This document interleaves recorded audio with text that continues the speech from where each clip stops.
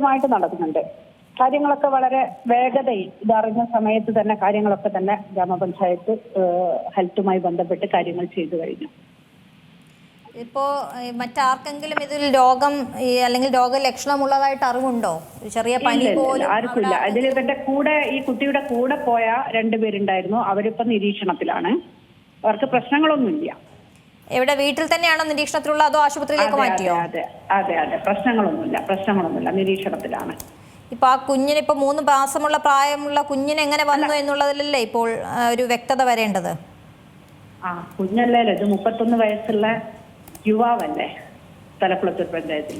ശരി, എനിക്ക് മാറിയതാണ്. 3 മാസമുള്ള പ്രായമുള്ള കുഞ്ഞിനും രോഗം സ്ഥിരീകരിച്ചിരുന്നു. ആ വിവരമാണ് അന്വേഷിച്ചത്. ഈ യുവാവിന്റെ വീട്ടിലുള്ള ആർക്കെങ്കിലും ഈ അസുഖവും മറ്റോ ഉണ്ടായിട്ടുണ്ടോ? പ്രശ്നങ്ങളൊന്നുമില്ല, ഒരാൾക്കും പ്രശ്നങ്ങളൊന്നുമില്ല.